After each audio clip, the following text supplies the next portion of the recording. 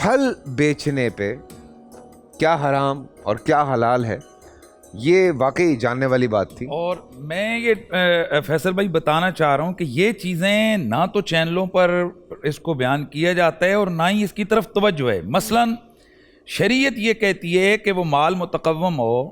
یہاں پر کیا ہوتا ہے، اور اللہ کے نبی نے جب تک کہ پھل پک نہ جائے اس وقت تک اس پھل کی بے سے واضح طور پر حرام منع کی ہے، اور ہمارے تمام فقہا کے نزدیک ایسی بے کرنا ناجائز ہے. اور یہاں حضرت ایڈوانس بکنگ ہو جاتی ہے، ایڈوانس پورے باغ کا سودا ہو جاتا ہے کہ اس سال کے نہیں اگلے سال کا یہ جو باغ ہے یہ اتنے لاکھ میں تم سے خریدتا ہوں. یہ نہیں کر سکتے، حرام ہے یہ ایڈوانس بکنگ. ارے بھائی یہ حرام ہے، یہ ناجائز ہے شرعی نقطۂ نظر سے. یہ اسی لیے تو ہم کہہ رہے ہیں کہ اس طرح سے بھائی اس کی وجہ یہ کہ آپ کے پاس ابھی اگلے سال کا مال، حضور نے فرمایا کچا نہ بیچو، اور آپ تو ایڈوانس بیچ رہے ہیں کہ ابھی اس کا پتہ ہی نہیں ہے اگلی دفعہ. چونکہ ان شرطوں میں ایک شرط یہ کہ غرر واضح نہ ہو. غرر واضح نہ ہو، واضح یعنی اس کے اندر نقصان کا کھلا کھلا اندیشہ نظر آ رہا ہے کہ یہاں کھلا کھلا اندیشہ کہ یہ نقصان ہوگا، ایسا نہ ہو. یہ بھی شرط ہے اس بے میں. تو اب یہاں پر اگر آفت آ گئی، اللہ نہ کرے آپ نے تو وہ پیسے لے لیے، وہ باغ ہی جل جائے، بارش ہو گئی یہ کوئی بھی ہو گیا، اسلام اس طرح کی خرید و فروخت سے منع کرتا ہے. اور یہ تمام چیزوں میں ہے، یہ روئی میں بھی ہے، یہ گندم میں بھی ہے، یہ باجرے میں بھی ہے. یہ جو کچھ ہمارے تاجر کر رہے ہیں خدا کے واسطے اس پریکٹس سے بچیں. یہ لینے والا بھی آرام کر رہا ہے، دینے والا بھی آرام کر رہا ہے. یہ بالکل ذمہ داری سے میں عرض کر رہا ہوں، اور یہ باقی احناف کے ہاں تو میں ذمہ داری سے عرض کر رہا ہوں. اہل تشیع مکتب اور اہل حدیث حضرات کا شاید نقطہ نظر کیا ہے وہ اپنا بتائیں گے. اس میں ایک چیز اور عرض کر رہا ہوں. ہم تجارت اور ہو گئی ہے نا، کمائی کے راستے ہو رہے ہیں.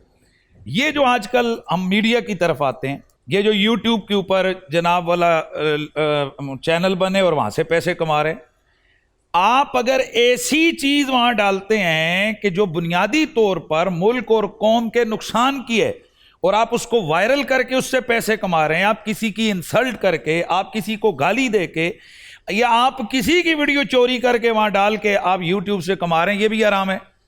تو ہمارے ساتھ تو اکثر ہوتا ہے کہ ہماری انسٹاگرام کی پکچرز ہوتی ہیں، چیزیں ہوتی ہیں، وہ جمع کرتے ہیں، اس کی ویڈیو بناتے ہیں بغیر ہم سے اجازت لیے.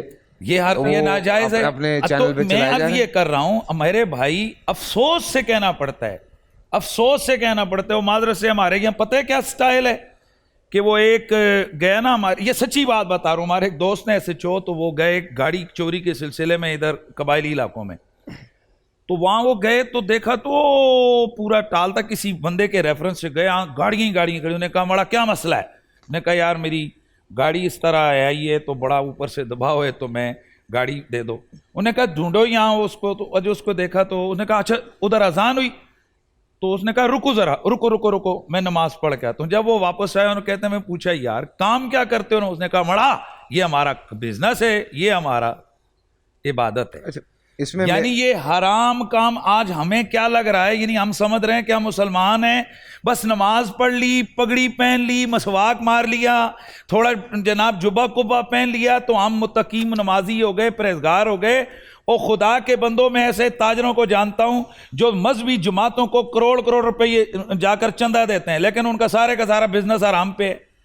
وہ جناب ہنڈی سے کاروبار کر رہے ہیں اور باقی یہ چیزیں کر رہے ہیں، اور ان کے جناب چندے دے کر وہ کیا سمجھتے ہیں کہ وہ مدرسوں کو یا وہ جناب مسجدوں کو یا مولویوں کو جا کر چندہ دیں گے تو ان کا حرام حلال میں بدل جائے گا. حرام حلال اللہ کی طرف سے بنائے ہوئے قانون کے تحت ہے. لہٰذا میرے سننے والے سنیں، ہمیں کوئی شوق نہیں ہے کہ ہم کسی ویسے یہ جذباتی ہو کر بولیں. ہمیں درد ہے معاشرے کا کہ ہمارے معاشرے میں یہ بہت ساری چیزیں ہیں، اور اس پر میرے بھائی فیصل بھائی ہمیں چاہیے کہ تفصیلاً چیزیں لے کر آئیں، کیا حلال ہے اور کیا حرام ہے، تاکہ معاشرے تک پتہ چلے. اس میں ایک ٹیکنیکل بات ہے، جیسے ہم گاڑی بک کرواتے ہیں، ایڈوانس میں ہم گاڑی بک کروا لیتے ہیں تو اوبیسلی وہ گاڑیاں تیار ہوتی ہیں، ان کی شپمنٹ آ رہی ہوتی ہے تو بکنگ اس کی کروا سکتے ہیں. وہ تو جائز ہے نا، وہ تو اچھا جیسے موبائل ہو گئے. جی یہ آج کل کے دور کے حوالے سے میں نے کہا یہ بھی باتیں کی طرف میں اشارہ کروں، صرف اشارہ کر رہا ہوں، مفتی صاحب نے وضاحت کر دی ہے. اب دیکھیں اس کا سب سے بڑا نقصان یہ ہے کہ جو بھی پھل پکتا ہے وہ پکنے سے پہلے بکتا ہے، ٹھیک ہے جی. اب اس کا سب سے بڑا نقصان یہ کہ وہ پھل اپنے ملک میں نہیں ہوتا. مجھے کوئی بتائے کہ پاکستان کے جتنے اچھے مینگو ہیں وہ کراچی میں آتا ہے؟ نہیں آتا. ہمارے پنجاب کو جو سب سے اچھا چاول ہے وہ پورے پاکستان میں جاتا ہے؟ نہیں جاتا. وہ پہلے یہاں سے غائب ہو جاتا ہے. آپ اپنے لوگوں کو محروم کر کے دوسروں کو دے رہے ہیں. پکنے سے یہاں مراد یہ ہے کہ اس کا رس آ جائے. یہ نہیں کہ وہ بالکل ہی اوجی کے وہ بالکل تیار ہو، یعنی اس کا رس جس کو قابل انتفاع سمجھا جائے، جسے آگے بیچا جا سکے، جسے آگے استعمال میں لایا جا سکے. بول انٹرٹینمنٹ کے شوز دیکھنے کے لیے ہمارے چینل کو سبسکرائب کریں اور بیل آئیکن پر کلک کرنا نہ بھولیں.